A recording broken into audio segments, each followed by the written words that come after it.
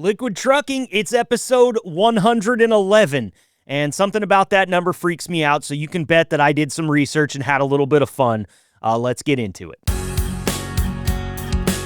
Welcome to the gold standard of podcasts for the gold standard of drivers. This is the Liquid Trucking Podcast with your host, Marcus Bridges.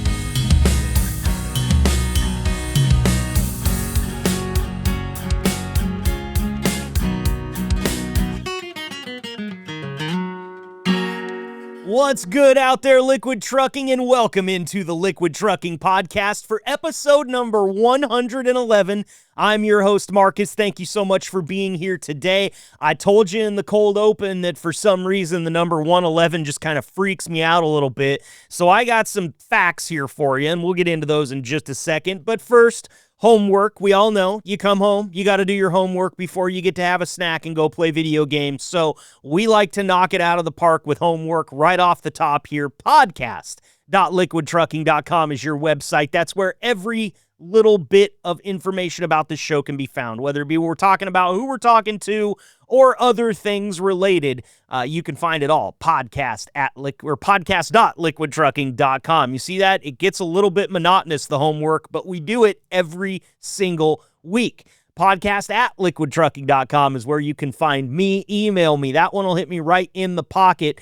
And again, for those of you that have never been on this show before, you can either respond to my text messages that come out to the fleet, or you can ask one of the other drivers that has been on, or any of the guys in the Plattsmouth terminal or Bartow terminal. They will hook you up with my number. They've all got it. If you want to get in touch with me, it's pretty easy. I still, after 111 episodes, am chewing on whether or not putting my personal phone number on this podcast is the right idea. A lot of you guys have it already. I'm not concerned about you.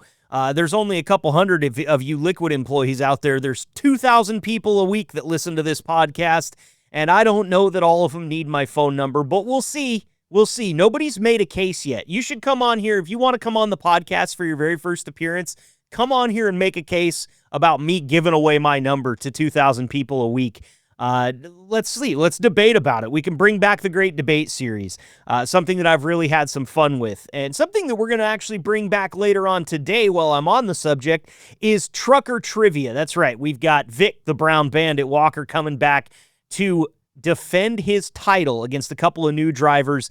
Very excited about that. Also coming up here just around the corner in the show, we've got a very special guest. And I'm going to go ahead and just tease it by calling him a special guest, because once we actually get this guy on and we're talking to him, what you'll realize is that he has a hand in something that you guys have your hands in every single damn day on this job. So exciting stuff coming up around the corner. Stick around. But first, we got to get to this whole 111 thing, okay?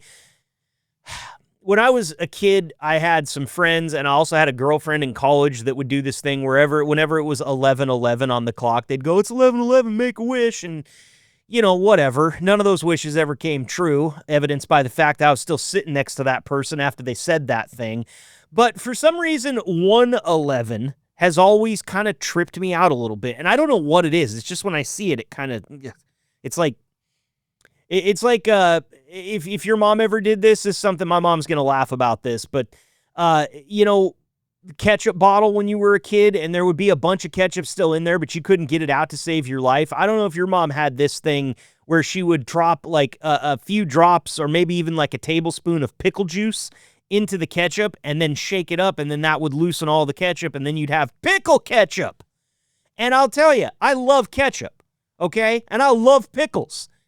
You put those two things on a burger with a slice of cheese, I don't need anything else, okay?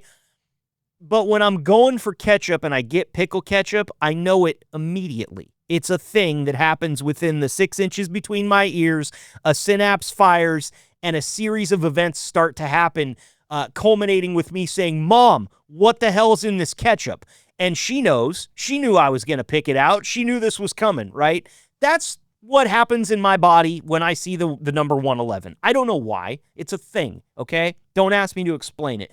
But let me talk about why it might make sense that 111 trips me out a little bit. 111 is what we call a composite number. It isn't a prime number, believe it or not. It's factors divisible by our 1, 3, 37, and 111. I bet you didn't catch that one on your multiplication tables in 7th grade. 37 is a factor of 113. Who knew? It's also a Harshad number, something I'd never heard of before. A Harshad number is divisible by the sum of its digits. So 1 plus 1 plus 1 equals 3. You can divide 111 by 3. It's 37. Yep, that's right. 37 times 3 is 111. That is so strange to me. Math is not real. This is also a strobogrammatic number, the number 111. It reads the same upside down. Okay? Why is there even a term for that? Who's flipping numbers upside down and still trying to read them? I don't get it. Again, math is not real. Multiplication tricks, multiplying by 111 follows some weird patterns, like 23 times 111 equals 2,553, which is 2 plus 3, 5, and then 3. I don't understand it. Again, math, fake. How about element 111? This one's kind of cool. It's the atomic number for Roentgenium, which is a synthetic radioactive metal named for Wilhelm Röntgen, the discoverer of X-rays. A score of 111 is considered unlucky in cricket if you know how to score that game. 111 points? How do you even get that far? This isn't basketball. It's nicknamed after Admiral Nelson in cricket. It's called the Nelson, leading someone to lift their feet or jiggle. You can get a 223 or 333. Those are double Nelson and triple Nelson. Cricket, along with math, is not real. Finally, numerology, seen as an angel number, 111 is, signaling spiritual awakening, new opportunities, or manifesting thoughts into reality.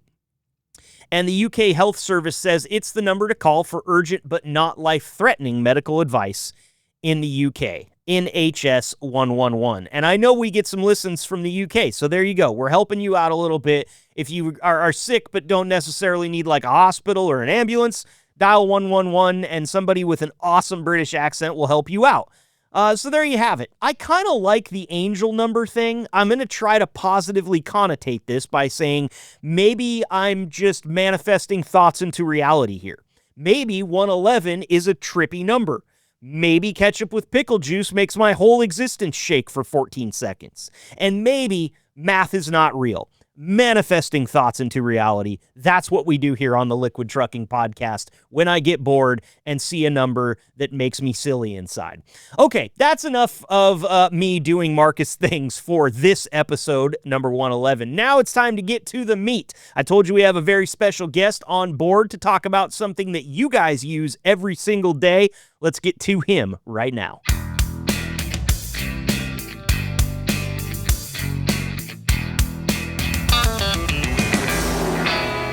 Welcome back in here to the Liquid Trucking Podcast. Very excited about our next segment here, as I have my honorary co-host joining me for the second episode in a row. Jason, that's quite the streak we're on here. Welcome to the show for me today, VP of HR and Safety for Liquid Trucking, my honorary co-host, Jason Eisenman. Jason, always good to have you back, man.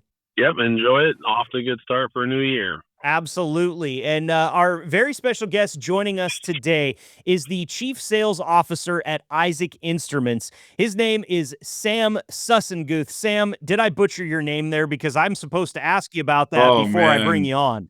I would say of 10, if I get 10 people that pronounce my name, 9 of them say it just like you did. So you're in the average. It's Sussenguth. I'm really glad I wasn't born with the lisp. Could you imagine saying Sam Swanson Sussenguth if you couldn't pronounce your S's? It would be a living hell. I know that kindergarten class was hard enough for me, writing all those letters. As an adult, that I survived. Thank goodness we don't have to write anymore. Well, thanks for not taking it too hard on me there. I'm glad I'm with the majority, but I also am upset that I didn't ask you before we went on. So my apologies there, but welcome to the Liquid Trucking Podcast, Sam. It's great to have you here. Excited to get you in here, talk about some of the things that Isaac's got going on. As we know here, all of our drivers at Liquid are using the Isaac ELDs right now. And Jason, we'll start off with you here. You're a new customer relatively to Isaac.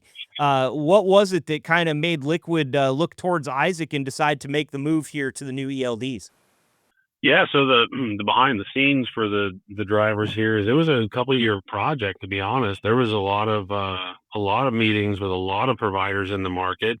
And if you've been driving with Liquid Trucking a long time, you'll know that we even selected another vendor initially several years ago, many years ago, and actually put about 60 trucks on another product before we realized that, hey, we made a mistake. And sometimes, right, the best thing to do is if you make a mistake, own it and try and correct it as fast as you can. So we went back to the drawing board and searched out more vendors, kind of sharpened our pencil on what was important to us, and met with lots of Isaac's competitors in the market, and did lots of research, put together an internal team, because things that connect throughout the company, like these ELD devices do, they touch the shops and the drivers and the tank wash and dispatch and safety, and kind of got a collaborative opinion set from around the company on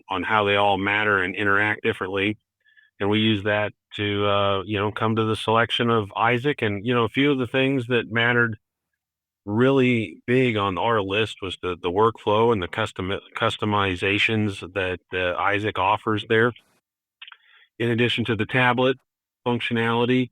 And then, working with our TMS, our transportation management system.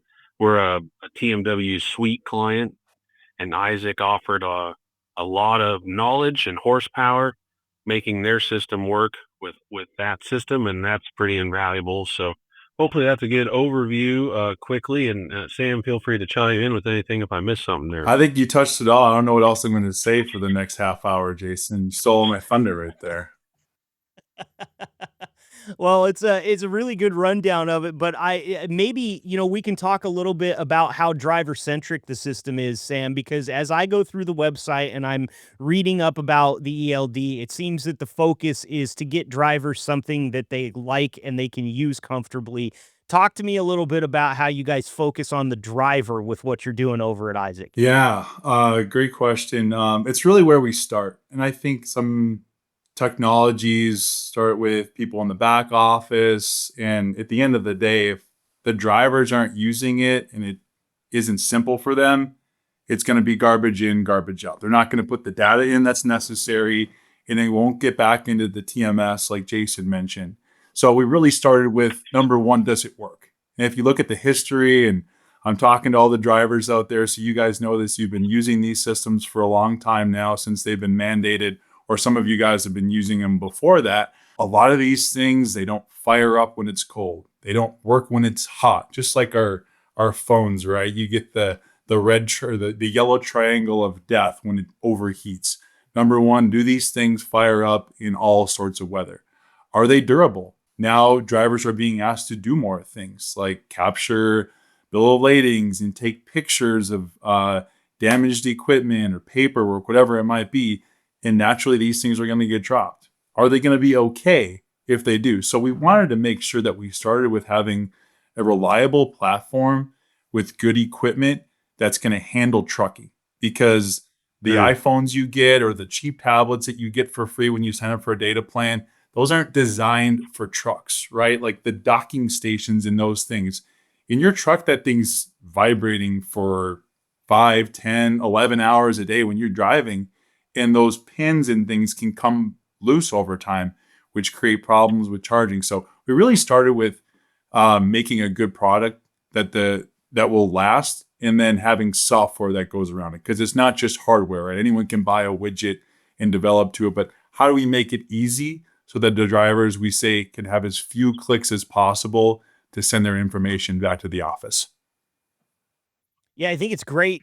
I think about things that drivers use every day religiously, and obviously the ELD is top of that list. But I think about a good pair of gloves and how simple a good pair of gloves are. They're always right there. It's a simple thing to put them on, and they do their job. And I think that's what a lot of drivers want out of their tablets is I just want it to do its job. When I turn it on, I want it to turn on. So I'm loving hearing all of these things because listen, I know about those free tablets that you get and the durability of them. I can't believe so many people get those free tablets and hand them directly to toddlers because those things, much like truck drivers, they don't stand a chance if they're not fortified a little bit. So I'm happy to hear all this stuff. Jason, anything to chime in on there about how Sam's talking about these things are really built for trucking? Yeah, that's something that like I said, when as a company you're looking at the order of priority, and that was hardware was on that important list, and I failed to mention that early, but Isaac does produce their own tablets. I don't know all the ins and outs of that like Sam might, but that was really cool. In addition to the fact that think about that one-stop shop where we kind of talked about in a prior episode, that theme kind of carries over here. So having the tablet and being able to have your drivers take care of their hours of service on it, their dispatch workflow, and then other things. What's important to our business might be not as important to other businesses. So we can load additional products onto the tablet that we use that other companies might not, and be agile, being flexible in terms of, hey, if whatever's working today and we need to change, well, the workflow, all the abilities to change things, with Isaac's support and their team has been nice. I listen to our IT staff and our safety guys talk through stuff. We're talking about going out and upgrading to the next version right now, and all the little things that connect to it. So their support and being agile to kind of continue to move with the business as we have to, shuck and jive. They've been able to handle that as well. Sam, that's interesting to me. The customer service part of this that really moves forward with the relationship with your clients here at Isaac. How tough is it to sort of personalize these for each individual fleet? Because, like Jason's saying, whatever works for liquid trucking is probably a completely foreign language to insert other trucking company here. So, how do you guys approach the support angle with your tablets? I think it's so critical on the front end to get things right with the existing systems you have. And when myself and the sales rep Brian were visiting with Jason and the team, we spent, at least one dedicated session of like 90 minutes on site, just going over the dispatch process and how we interface with that, because that's the lifeblood of your organization. So all the orders, the billing and settlements, pay, everything that's come through liquid trucking goes through your TMS, through TMW. And if that didn't work well, I know liquid trucking would not have went with Isaac. So us having a deep domain knowledge, we have 6 people that used to work at TMW, and they know this system like the back of their hand. So we can set things up to move faster through the system with less dependency on possible errors that could have came across that you had in the past with drivers, making sure it works with your maintenance software. So this ties into everything. Mm-hmm. And you mentioned the customization. It's critical to make sure that every trailer type, every freight type, you guys do a lot of different things. You're hauling different sorts of product. A lot of it's obviously food graded, but there's different commodities you guys hauling, and making sure that when that load comes across in that order, the driver isn't scrolling through a list of 25 things to select that one, or having to back out of this screen and go into another one, because it just mounts frustration. There's more room for error, the more dependency there is on drivers to go through multiple clicks, and just trying to make it simple. But that starts with, we call it deep discovery on the front end, and doing a blueprinting process with the team at Liquid Trucking to make sure that we're putting the right information in the driver's hands when they need it. Something that came out of what you were saying there that really piqued my interest, Sam, is the user experience. That's something that with all of our tablets, all of our devices, your computer, your laptop, your phone, it doesn't matter. There's always somebody behind the scenes worried about user experience. What is it like when you put your hand on that screen? What does it do? How do you navigate it?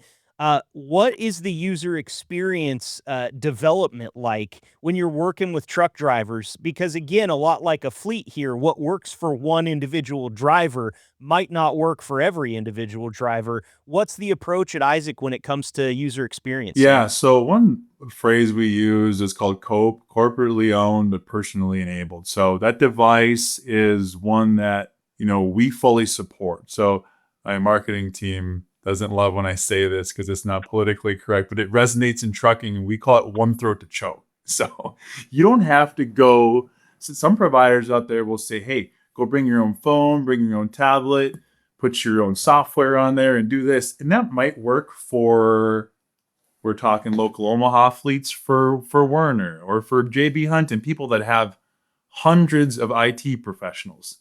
Liquid trucking only has a couple. So you need stuff that works coming out of the gate and is simple. So we really try to make sure that you have the ability to download whatever apps you guys want that work with your business, but yet you have the things done that you don't want to touch. Jason and the team doesn't want to have to worry about coding for compliance and making sure that all these regulations that constantly are changing are on your hands. So we handle all that kind of stuff, and we have the safety team that's going into meetings with ATA and national tank truck carriers, and we're making sure that we're in those policy meetings so that we're staying on top of stuff. And so that way you guys don't have to worry about any of that. The compliance is done, the integration is done, but then you have the flexibility to change things like personal conveyance, or certain other thresholds with your messaging and integration that not everyone wants the same, but we give you guys the ability to turn that knob up or down and make changes at your fingertips, but still have the platform to support everything so that it's not a heavy lift, because you're not an IT company, you're a trucking company, and it needs to be simple, it needs to work. And if it doesn't do those two things, then I don't care all the gizmos and gadgets you attach to it, it's not going to resonate well for drivers. Yeah, well said there. And we actually learned here on this podcast just a few weeks ago that our one of our IT professionals also moonlights as the corporate pilot. So the more that you can take out of his hands, Sam, and give him some room to fly around and spread his wings, if you will, the better. And Jason, I just wanted to touch with you real quick. Did you have anything to add there? Sam's talking about lightening the load on the IT side for liquid trucking. How do you see that from your perspective, Jason? It generally is the biggest hurdle, in terms of companies at our scale compared to, Sam had a great metaphor. If you look at, Werner, they're about 17 minutes down the road from us. So what we have on staff in IT is compared to what they have on staff in IT. So the type of vendors they may partner with might be or are quite a bit different than the type of vendors we might partner with, because they're going to offer different things that are needed, in their side and versus ours. And that was something that Sam and his team did well in terms of bringing to the table and taking out of our, even from an administration perspective, when we're selecting a vendor, the headaches of all of the IT side. And that's important, to us, and might not be so important to the next carrier down the road, but I think that just bodes to, what Isaac is doing in terms of how they're servicing their customers, a lot like, how we're always looking to service our customers, at the end users. So, and then globally, taking a step back a couple decades or more, take a look at just the evolution of the ELDs and in the whole industry as a whole. So if I could pose a question to Sam and Isaac as a whole, what, and Sam's been doing this for a long time. I think we've known each other for a decade plus already. And at times time flies, and it's going to keep flying. Is there any really big things on the horizon in the industry that you guys have identified out there in a lot of the meetings that you do attend, trying to stay up to date?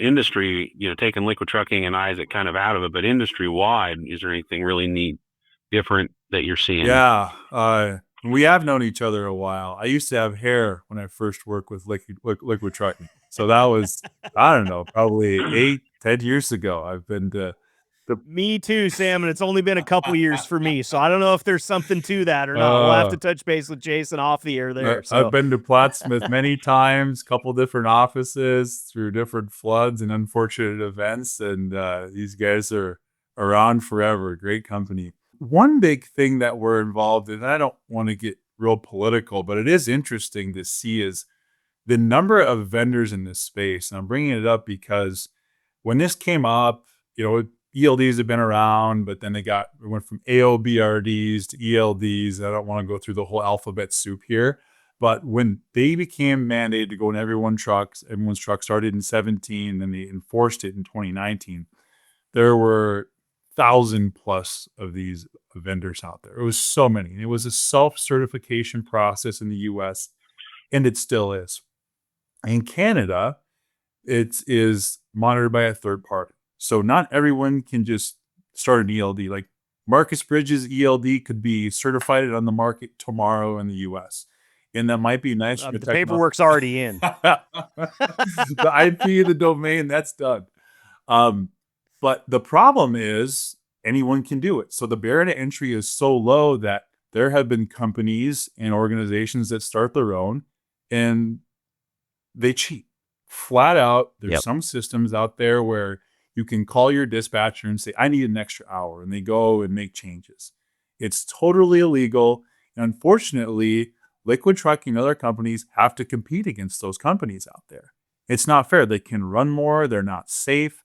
So one big thing we're working on in the industry is making sure that there is a certification process. There's vetting done in the front end so that all these systems out there, we're all on the same level playing field. There's not drivers that are able to get more miles in than the other day, and that suppresses rates. And we're all feeling it right now in trucking because it's a tough market. I mean, the drivers feel it, the office feels it, the companies feel it.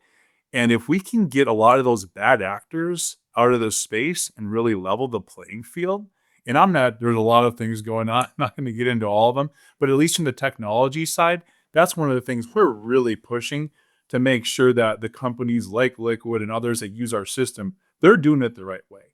They're paying fair prices, but they're getting good data integrity and quality service, where some of the other ones out there, they're probably rock bottom cheap, and who knows when they're going to be on the FMCSA's revoked list one of these weeks because they're not meeting the proper protocols. So to answer your question, Jason, that's some of the higher level stuff we're doing with American Trucking Association. We've got a call this week actually to see how we can help push this along, because we have a big presence up in Canada.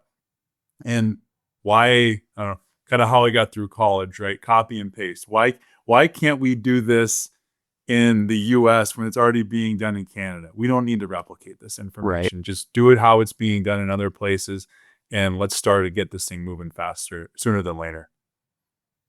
Sort of interesting to me that in an industry so wrought with red tape at every corner that you can still self-certify your ELD. I mean, listen, I'm not a personal trainer, but if I can knock out 60 push-ups in a set number of times, somebody will give me your certificate that says I am. Giant difference between saying you are and actually being legitimate. So I like that, Sam. You're not going to hear me rally for more regulation in the trucking industry very often on this podcast. Again, we are talking to drivers here, so I get that. But this is one where I think it would really help, because listen, we always get back to safety, right? When we talk about the transportation industry, eventually our conversations always lead back to safety. And if you've got some people out there offering these services where they can fudge hours of service and things like that, well, now we're talking about drivers that have been on the road for way too long, and that's a giant safety issue. And that's just one of what I assume are thousands of safety issues that stem from breaking the rules, like you're saying, Sam. Yeah, 100%. It's a big priority of ours, and we're not not going to rest until there's movement on it. And that being said, we're depending on the government, so I'm not going to hold my breath. Glacial Yeah, pace. Yeah, exactly. glacial pace with that group of people. So we'll keep our fingers crossed, Sam. But again, we're not going to hold our breaths at all because that could be detrimental to all of us. But you talked a little bit about your work back in college. The copy and paste is what you said, and by all means, I'm right there with you in the exact same boat. I wanted to go a little bit forward in your history though, because what I'm seeing here in your bio, Sam, is that you just have a wealth of experience in the trucking telematics space. And I can really see that just talking to you and hearing the way that you kind of talk about navigating the industry. But talk to us a little bit about your background and how you got started in this area, and then how you ended up as the chief sales and marketing officer at Isaac, if you don't mind. Yeah. So background from college, you can't tell right now sitting down and on computer, but I'm really tall. Besides having a great haircut, I'm 6'8".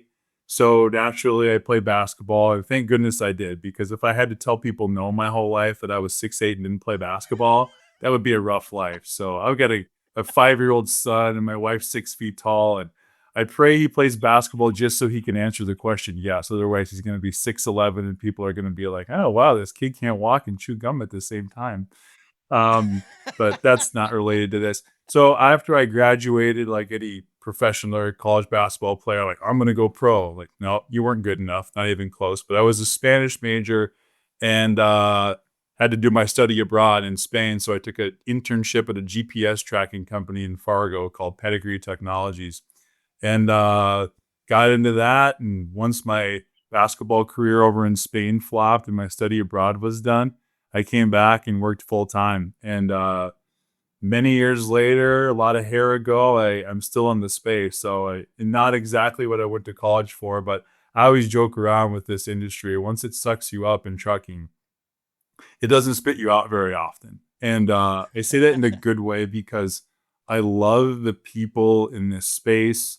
It's brought me to all parts of the country, but I've loved, my trips to Nebraska. Even I go back, the coach I played for in college ended up being the Huskers coach for 7 years. Tim Miles is his name. So that's why I wore my only red shirt I had in the closet today. I actually saw him this last weekend out in Utah at a game, but those kind of friendships over life had me, bond with a lot of the people in Nebraska. And it's just such a good space, and it's reliable. We're always going to need trucks forever. It's going to be an industry that's going to change a lot with technology and regulations, but it's going to be around. And I think what the products I've worked with ELDs and cameras and trailer tracking, they've brought a lot of efficiencies and really saved drivers time. Hey, I don't have to go around a big yard, hunt for a trailer. Remember, all the drivers, it's not so far of a past memory for some of them of having to do paper logs and the annoyance around all that stuff. So it's really brought, I think, a lot of efficiency and joy to people's lives. Now, are there some things that drivers probably wish they could get away with that they had back in the day? Absolutely. There's things like that. But I think all in all, it's brought a lot of good to drivers' lives. I agree with you. There's definitely been a driver or two on this podcast in its life that have said, if we could go back to paper logs, I'd give up everything. But I'm telling you right now, give it a week. Give it a week without the creature comforts of something like your Isaac ELD, and come back to me and tell me that you still want to be doing this on paper. I think that the technological advancements, while sometimes a little bit of a speed bump and a little bit of a steep learning curve, they tend to mostly work out for the better. And I think that Isaac definitely falls into that category with our liquid drivers here. And I will touch on something else you said. I personally have a 6'7" friend that did not play basketball. And I'll tell you, I let him know every time, look, man, you could have made a lot of money out there in the league, but since you're here at the tailgate with me, can you help me put this pop-up 10 up? I'm only 5'9". I can't reach the middle of it. So I make use of him. He's a great dude. And something he always tells me, Sam, that I'm curious if it touched your life. I asked him one time, I said, what's it like, man? I have trouble reaching for things on the top shelf at my own house. what's it like being 6'7" and always having the, the height advantage? And he goes, at parties, everybody wants to hug me. And I'm interested, is that something you notice because of the big presence? Do people like to come up and hug you at social events after they've maybe had a couple of cocktails or beers? I've never thought of it that way, but there's a lot of real estate here. There's an Yeah, extra right. space in the torso. So I would agree with that. I'm very huggable from that angle, and I like to give hugs. So yeah, I guess you brought something forth to me that I've never realized in my life, and I thought it was just because people enjoyed my presence and they liked me, but maybe people just like hugging tall dudes. I don't know. Well, I don't want to take that away from you, Sam. If you're a hugger by nature, man, I'm thinking it's probably just you give a really good hug. I mean, come on now. Jason, I don't know. You want to chime in here? You ever hug Sam? Never hug Sam, but we one of the things that he hasn't mentioned that I will mention, kind of switching gears, all the pun intended, although most of them are automatic these days, is the candy, or is it the caramel or caramel? You correct me on that, but Sam's got a bit of a history on his sales path with candy. Maybe you could touch on that real quick. Yeah. So my mother makes caramels. She's kind of migrated into making chocolates. And how it started was I've got 4 siblings, and they're all in athletics and they coach. And I play basketball, obviously, like I mentioned, but I didn't get into coaching. And my mom was a volleyball and basketball coach. So she was, I think, a little disappointed I didn't get into coaching. And as she says it, I just do GPS stuff, is her technical term for what I do. So I told her it would be weird if she came to my sales calls and sat in the corner and raised a sign that had my name on it. So instead of doing that, she made caramels and chocolates that she'd already made, but she'd package them up and put like little sayings in them, or the logo or the company I was working for.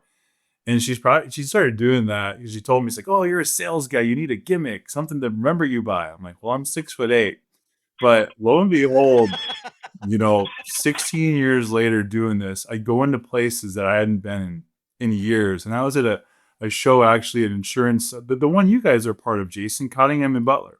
I went to the safety event in Nashville, and a guy had come up to me. I think he was with Signar Trucking out of Norfolk.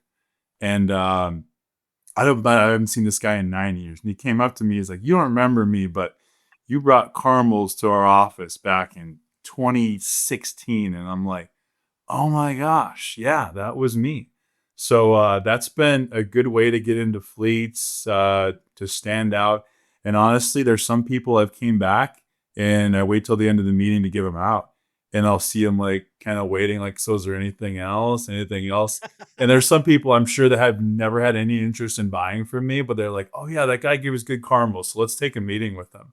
So either way, it gets you in the door. It also keeps you coming back with people that, like Jason, that I've had a good relationship with for a long time. But it doesn't hurt unless you're diabetic, because these things are nothing but bad for you. It's straight butter, sugar, and cream. So if you're on a diet, avoid them. But it's still the holidays, sort of. So what do you get? Larry David said on Curb Your Enthusiasm, you get 7 days post New Year if you're a Happy New Year. So I still think we're within that window of acceptance. Absolutely. And Jason, you got to let me know next time that Sam's headed out to Plattsmouth, because I'll be booking a flight. You can bet. And I try to clean out the pantry of all the Christmas sweets within a week after Christmas, and all that does is make the diet that much harder on the backside of that week. So I just kind of keep the holidays candy rolling in all year. I'll deal with diabetes when I get to that bridge, Sam. But that sounds like one heck of a gimmick. A gimmick, I feel like, kind of negatively connotates it. I feel like this is like your I don't know, what do they call it? Like your piece de la resistance, if you will. Kind of like that thing where it's like your magic trick when you walk into the room there. Yeah. My mom went to the level of, I think she might be over it. She's done over 500,000 of these things. And she doesn't send out a Christmas card. It's more of a Christmas newsletter. It's like 2 sheets of paper back to back. and the caramel recipe is on there now. So maybe she's trying to get out of the game. I don't know, but I appreciate her, love her, best mom in the world. Not many could say that they've helped their sales career by making candy, and this one has. Hey, that's awesome. What a great story. I'm glad you guys brought that up. Well, Jason, I know Sam's a busy guy. I want to let him get back here to what he's got going on today, but I always want to make sure that we don't leave anything on the table. Is there anything else that we need to ask Sam before we let him get back to work, Jason? No, nothing that, I know how to get a hold of Sam all the time, and he's always gracious to listen, talk, and all that stuff. So appreciate that. And, but from a driver's perspective, since we're kind of on here to talk with them, if they ever have some questions, about Isaac or the ELDs or the tablets or suggestions or improvements or anything that pops in their brain, get those into us, whether it's Marcus or myself or anybody in safety.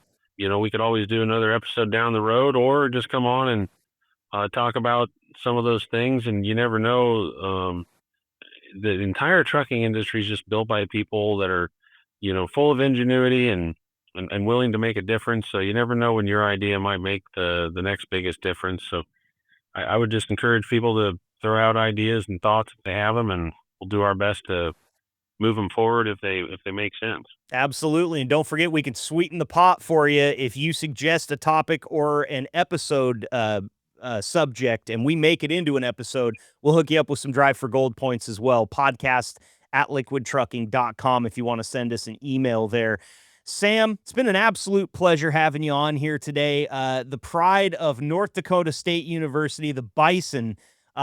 Storied basketball career, I'm sure, man. Nobody out there 6'8" doesn't have a lot of stories to tell you about basketball unless you're my buddy Drew. And trust me, I drag him for that all the time. So we appreciate you coming on here with us today, Sam, and just being so open to talk about everything that Isaac's got going on and the relationship with Liquid Trucking. It'd be awesome to have you back on sometime in the future if you're willing, my friend. Absolutely. I appreciate you guys having me on. And to all the drivers, I'll say this: you are working for a great company, one that listens, does the right thing. I've really enjoyed working with them over the years, and you've got a great group of ownership with the Schmitz that are dedicated to doing the right thing, and you don't see that everywhere in this space. So don't take it for granted. Nothing's perfect in trucking, as we all know. It's tough. It's so tough, but you work for a great company, and yes, we welcome any feedback, ways to make our product better. I'll tell you this: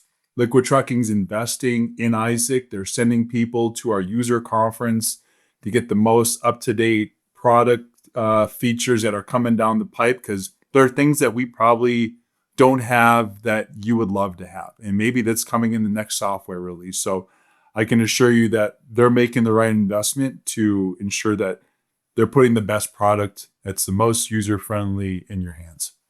Great stuff. Jason, thank you so much for the time here as well. And Sam, I'm going to try the name one more time after a solid 34 minutes of not hearing you say it. Sam Sussenguth. Nailed it. Got it. All right. I don't have my applause button queued up, but whatever. I'll pat myself on the back later.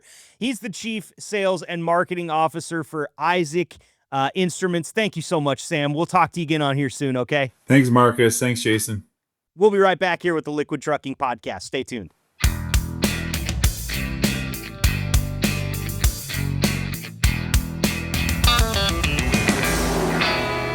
Welcome back to the Liquid Trucking Podcast. Very excited about our next segment, as I am for all of them. You guys know that by now after 100 and some odd episodes, but we're bringing back one of my absolute favorite segments. We've only done it once, and it immediately became a favorite of mine, and that is Trucker Trivia. And so joining me today, I have three drivers on the phone. One of them is our returning champion. His name is Vic, the Brown Bandit Walker. Vic, welcome back to the show, man. You all ready to defend the title? I'm as ready as I can be. All right. Well, I will be honest with you. That was a little less confident than the confidence I just heard before we came on the air. So I don't know what changed in those last 30 seconds, Vic, but you were pretty confident coming in. How you feeling right now? Hey, I'm feeling pretty good. I'm ready to go. I'm not too worried. I don't want to be too overconfident. I want to be just confident, Okay, all right. Good strategy there. Good strategy.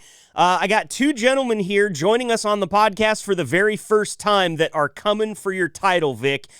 Joining us first, we've got Jimmy Travis with Liquid Trucking. Jimmy, welcome to the podcast, man. Thanks for joining us today. Oh, yes, sir. Thanks for having me. I appreciate it. Absolutely. Now, I like to find out a little bit about my drivers when I bring them on for the first time. So how long have you been with Liquid, Jimmy? I just signed on with Liquid last December.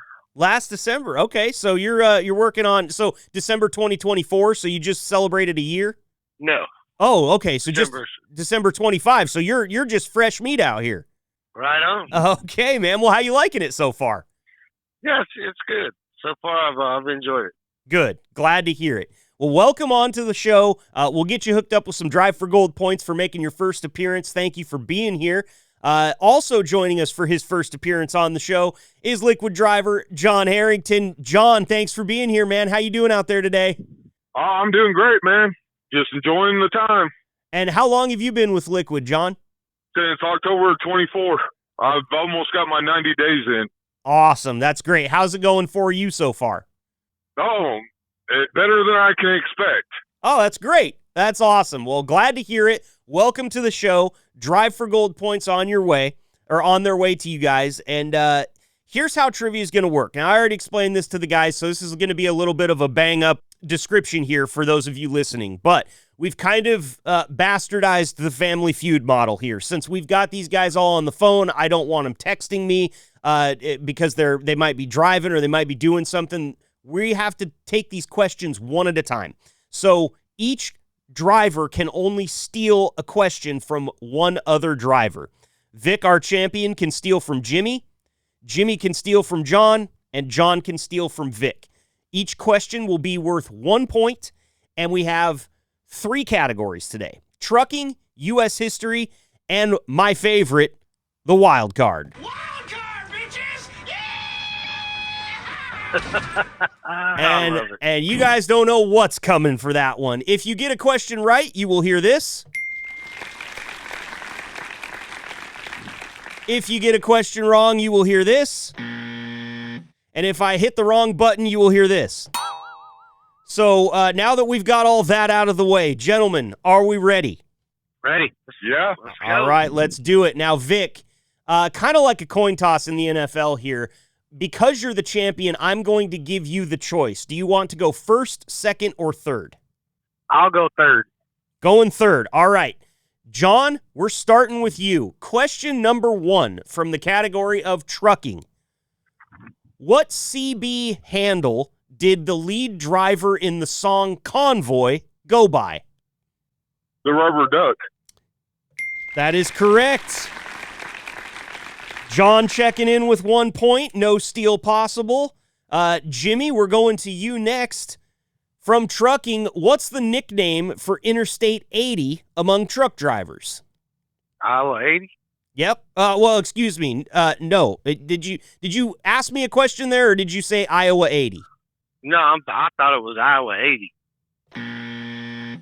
That's a good guess because of that truck stop out there being the most, definitely the most popular one, and I think the most popular one in the United States. But that is incorrect. So, Vic, you have a chance to steal from Jimmy. What is the nickname for Interstate 80 among truck drivers?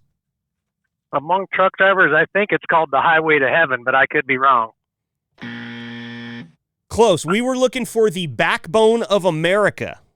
The backbone of America there. So I guess it makes sense, kind of. It kind of looks like a backbone, runs all the way across. So, okay, on to the next question. This one is for you, Vic. What is the main color of a placard for flammable liquids? For flammable? Yep. I'm going to say red. Red it is. Vic checking in with the point. Good job there. All right, John, next one to you from the category of trucking. What are the hoses connecting tractor and trailer called? Airlines. Give me a more trucker slang. I'm going to give you one more chance on that because that's technically right, but it's not the answer I'm looking for. So give me the slang term for it. Well, you got me beat because I don't know it. All right.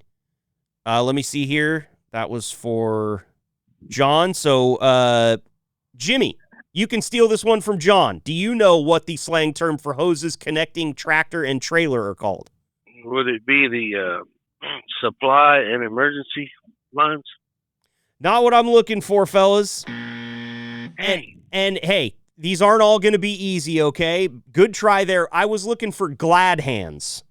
That is the slang term for it. So yeah, and probably all you guys knew that, but you just weren't thinking it because you were thinking technical. That's okay. All right, that question was for John. That means we are on to Jimmy. Jimmy, what does GVWR stand for? Gross vehicle weight regulations. I'm going to give it to him. It's close enough. It was close enough. Gross vehicle weight rating. Rating is the last one. But I do. That R got stumped me. Yeah, I'm going to give you, for 75% of that one, I'm going to go ahead and give you the point, and that's going to bring us to a tie ball game here with one question left in the trucking category, and it's going to Vic. Vic, what's the name for the rubber strips used to prevent static discharge on tankers? Let me think on that. That's a one I'm not sure I know. Rubber strip. I'll give you all here in Vic. John, this is mostly for you and Vic here, but here's a hint, okay? Because Vic, if you don't get this one right, John can steal it. I want you to think real hard about the static discharge of this part of that part of the question, okay? So what's the name for the rubber strips used to prevent static discharge on tankers? Vic.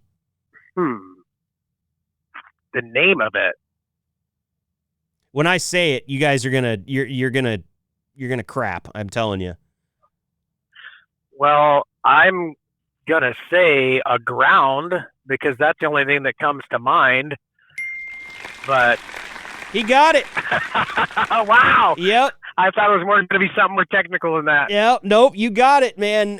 Good job there. All right. So that wraps up our trucking segment as far as the trivia goes. We're going to move on to U.S. history, and it is a very close ball game with our champion Vic with 2 points, and Jimmy and John each have 1.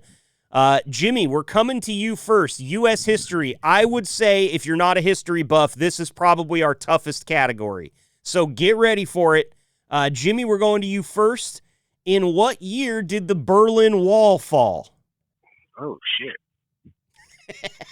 That's the reaction I like to get out of a good trivia question.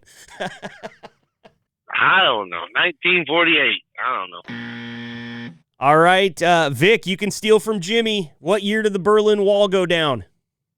I got lucky, guys. That's the year I was born, 1989. You did get lucky. You did get lucky. 5 years younger than me, Vic. Did you know that? I'm just a kid, man.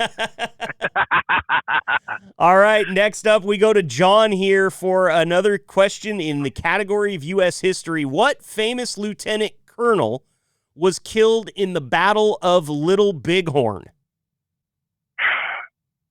That's a good question. Thank you. I appreciate that. Me in history, if it was world history, it'd be a different story. U.S. history, I'm not too good at. This battle, the Battle of Little Bighorn, is also famously known as another name, and I can't give it to you because it'll give away the question. But I'm trying to think of the colonel's name. I know it, I just can't remember it. All right, I'll give you a few more seconds here to think. I know it's right on the tip of your tongue. The only thing that's coming to mind is Colonel Mustard, but I know that's not right. Well, it's not That's some clue. It's not as wrong as you might think. It could be close. Jimmy, you've got the chance to steal this one from John. What famous lieutenant colonel was killed in the Battle of Little Bighorn? Custer? It was General George Custer. That is exactly right. And that's why I said, John, Colonel Mustard isn't that far off. It definitely rhymes. Oh yeah, you were just right there on the cusp, man. But all right, Jimmy checking in with his second point on the day. Good job there, Vic. This question is for you. It's another doozy, man. What treaty ended World War I? World War I? Yes, sir. The only one I can think of is Treaty of Versailles.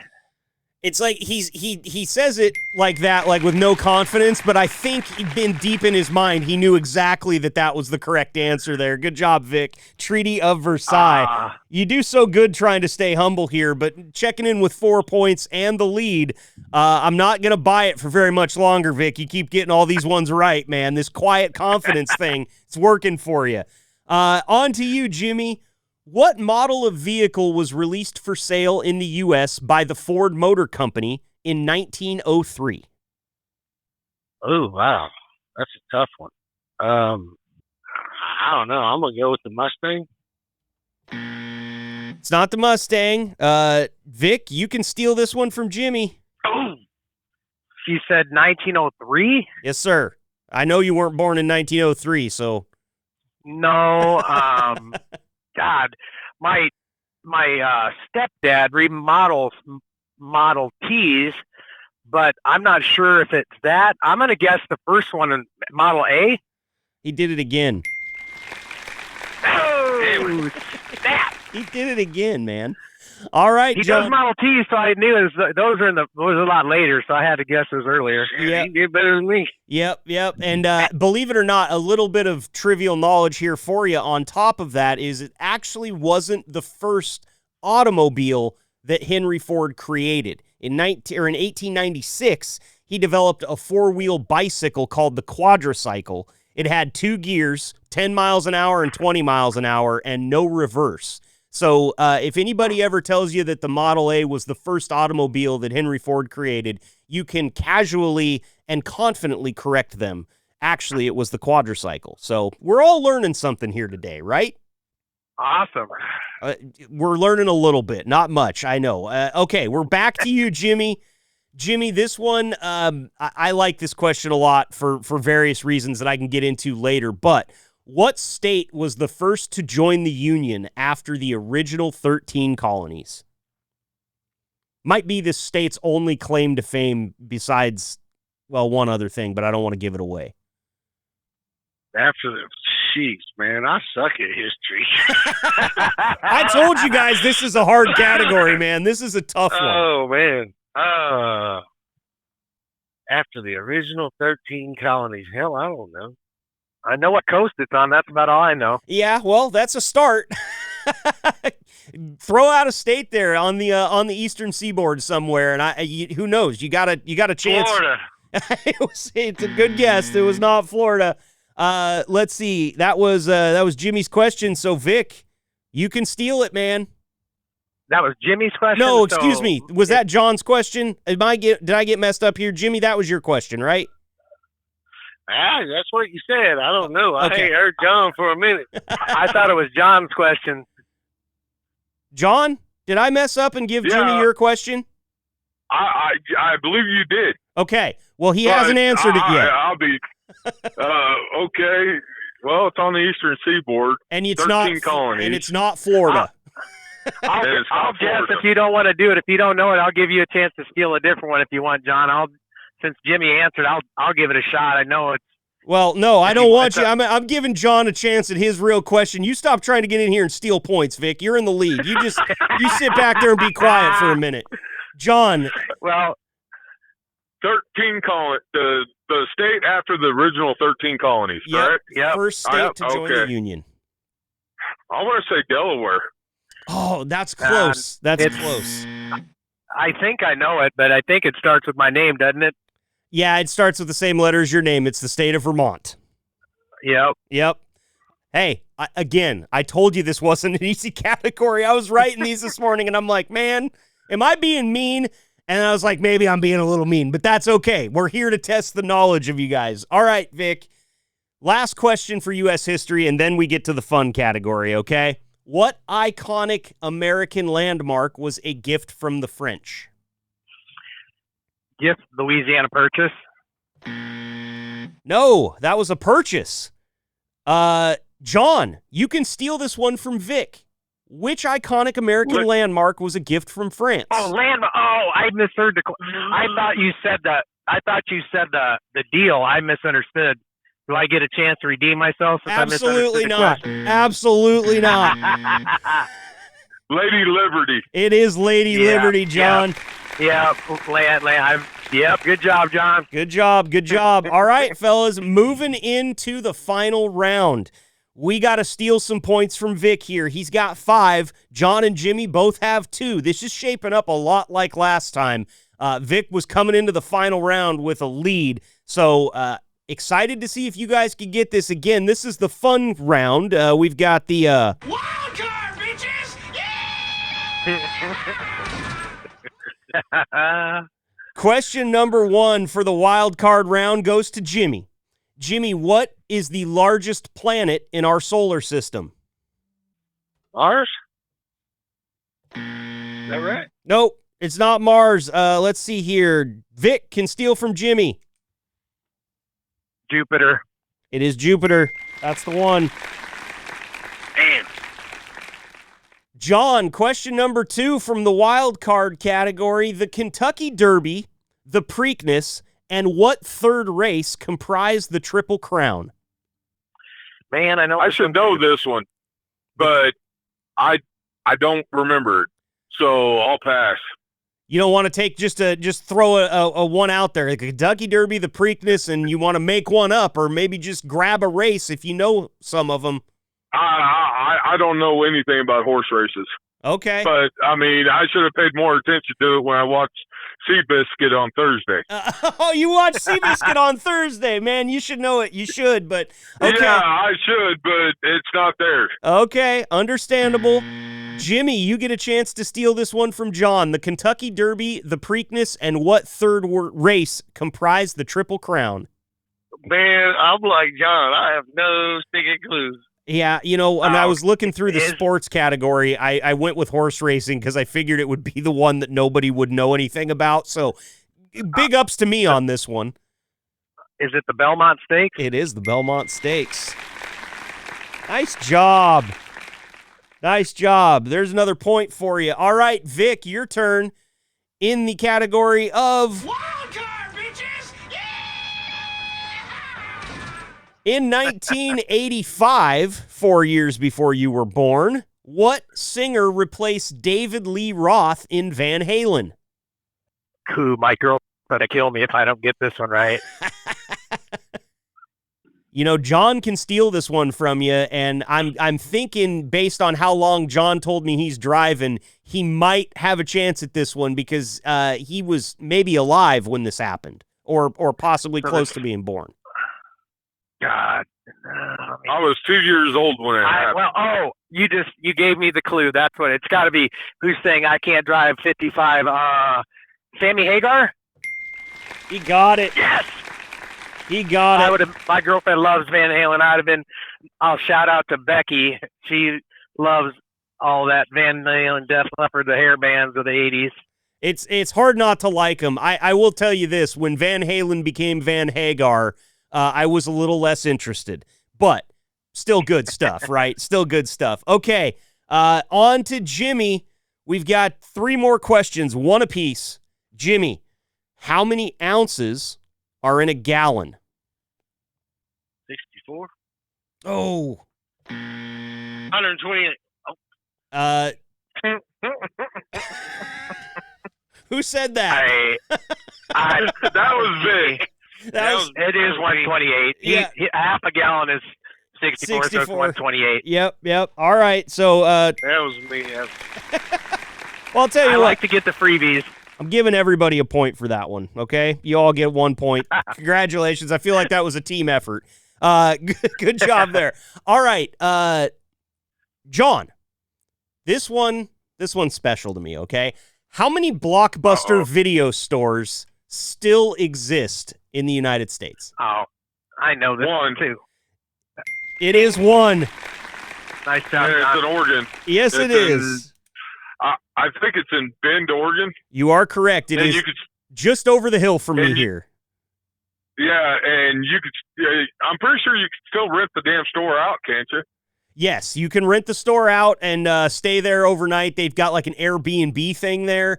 They've got, I mean, you go in there and it's like you're walking right back into 95, man. Everything is there like it used to be. It's got that bright yellow and blue color in there. If you're ever moving through Bend, Oregon, and you've got 30 minutes.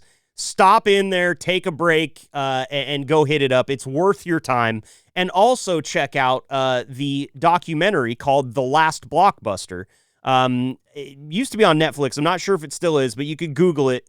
It's actually made by a good friend of mine. The Last Blockbuster, great documentary about how the whole thing went down and Blockbuster lost all of its money. That's why that one was special to me, and good job, John, on knowing it. Vic, it's the last question of... Wild card, bitches! Yeah! I'm so proud of that button that I just had to press it again. I'm sorry, but it is our last question, and we're going back to kind of pop music here. Vic, what pop music icon's real name is Stephanie Germanotta? Oh my God. Can I ask if it's male or female? Yeah, I'll give you that. Well, I mean, Stephanie is a pretty female name there, so I'm gonna go ahead and guess that this one's a female. Oh my gosh. Can never be too sure in 2025, Vic, but I'm pretty sure on this one. Well, the only female that I know that's crazy enough that you might pick is since she sing. I'm thinking of the song "Da Da Da Da Da," Lady Gaga. Unbelievable. I picked that question because I went, this is one that I'm going to stump every single one of them with. There's no way that anybody's going to guess Lady Gaga, and Vic just did it. Congratulations, Vic. You are going down as our trivia champion for the second time in a row. Congratulations to you. You'll be moving on. Now, here pretty soon, we're going to pit you up against Darian, who is the corporate pilot and the IT guy for Liquid Trucking. I asked him some random questions that I just pulled out of the top of my head when I had him on a few weeks ago, and he nailed every single one of them. So, Vic, study up because your time is coming. Darian is going to give you a really good battle, and I think maybe we put you through the ringer. We see if one more round of truckers can knock you off your pedestal, and then we'll bring Darian in, and we'll have a heavyweight fight, okay? Okay. I'm looking forward to it. I don't know Darian, but I'd like to meet him. Well, he's a great guy, and he is incredibly smart, so he's going to test your mettle for sure. Jimmy and John, I want to thank you guys for coming on here, man. First appearance.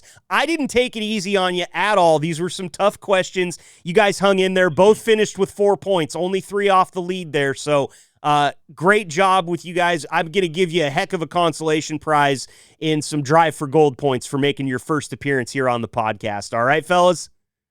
Right on. Thank you, sir, for having us. Of course. You guys are welcome anytime. You've got my phone number now, so be sure to use it. Love to have you back here to talk about any of the stuff that we're talking about, guys. And I guess I won't be the first to say this, but I'll be the first to say it on the podcast. Welcome to Liquid Trucking, fellas. We're happy to have you, and we're glad that you decided to come in and take part today. Right on. Thank you. Thank you for having us. No problem, guys. Throw my name back in the hat. I'd love to come back on. And if Vic's still the champion, I'd like to have another shot at it. Okay, well, you might cross paths with him in the parking lot, so you guys just go ahead and a little bit of friendly banter back and forth there as we prep for the next time you guys face each other, okay? No problem. If you guys would, welcome to Liquid Trucking. I've been here for about 9 months and known about the company a lot longer. It's a great place to be. If you wouldn't mind responding to that group chat with your name and truck number, I would appreciate that. It's always good to have somebody look out for us as we do on our own. We know it, but I don't know either of you guys, and it's nice to meet you both. Hey, likewise. Same here. Likewise. Hey, Well, you got me by about 20 years. I mean, I'm about 20 years older than you, but Hey, lean on the old guys is all I can say. We don't know everything, but these guys helped me out a lot. I've learned a lot from Liquid drivers. It's been a smooth transition thanks to a lot of help from a lot of guys. Shade Thomas, Dan Pijanowski, to name just two big ones, and all the guys in the shop. Everybody, shout out to everyone here. Shop, trailer shop, Bo Whipple down there in the trailer shop. Those guys are fantastic. Juan at the trailer desk. They take good care of us, and Sean in the tractor shop. The guys I've met have all been fantastic. Casey as well. So just not to get too complimentary, they deserve it. Absolutely, they do. And a lot of those guys you just named, Vic, we don't get to have on the show very often because they're very busy. And we always make room to thank those guys, the shop guys, the techs, the trailer guys, the washout guys. All of them are instrumental to what we do here at Liquid Trucking. And, you mentioned a couple of drivers there, Shade and Dan. I will tell you right now, Dan is like an encyclopedia of trucking knowledge. And if you guys need to get in touch with him and you need his number, just let me know. I'll happily put you in touch because what Vic's saying is right. We've had Dan on the show before, and I'll tell you something. He's forgotten more about trucking than most people know. Absolutely great resource for you guys there, and Jimmy and John as time continues to move forward. Hope things continue to go well for you guys here at Liquid Trucking, and we will definitely be getting you back on the show. All right, that'd be awesome. Thank you. Awesome, fellas. Yep. Awesome. Congratulations, Vic. You're our champion once again. We'll be right back here with more from the Liquid Trucking Podcast. Hang out.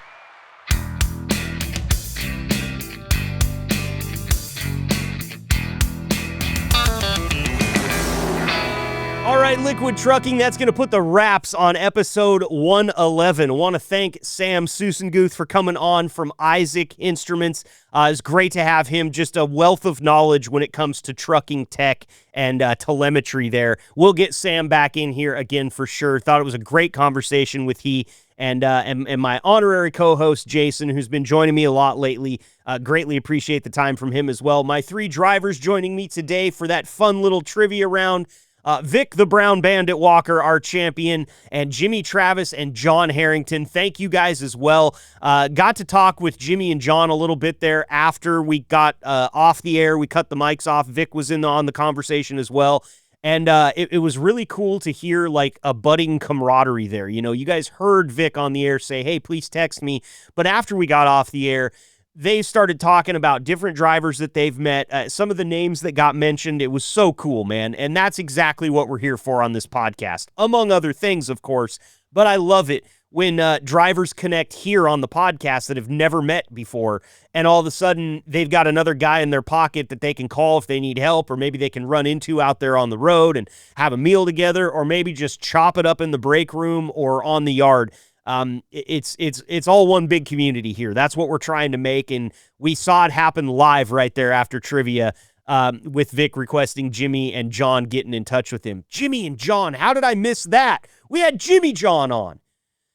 God damn it, I'm hungry now. All right, well, as I said, it's going to wrap it up, put the brakes on today. I don't have anything else to tell you other than make sure to head on over to podcast.liquidtrucking.com and check it out. It's everything that you could imagine that's related to this podcast and more. If you've got topic suggestions and you don't have my phone number, podcast@liquidtrucking.com is the email address. And on top of that, if you do have my phone number, go ahead and hit me right in the pocket. Shoot me a text if you've got a topic suggestion or you just want to come on. Always welcoming everybody that wants to join us here on the Liquid Trucking Podcast. Thank you for listening to episode 111. We'll see you next week for 112. I'm out of here. Be safe. Keep the shiny side up. Thanks for tuning in and being the gold standard of drivers on the road. Be sure to like and subscribe to the channel and tune in next week for another episode of the Liquid Trucking Podcast. Interested in finding out more about what it takes to bring a podcast like the Liquid Trucking Podcast to your fleet? Bulldog provides tailor-made top-to-bottom podcast production services. We'll meet your terminal staff, connect with your drivers, and bring you the content you want your drivers to hear. Type bulldog.works into your browser to connect with us and learn more about what we can do for your fleet. That's bulldog.works for podcasts, tenacious recruiting, and more.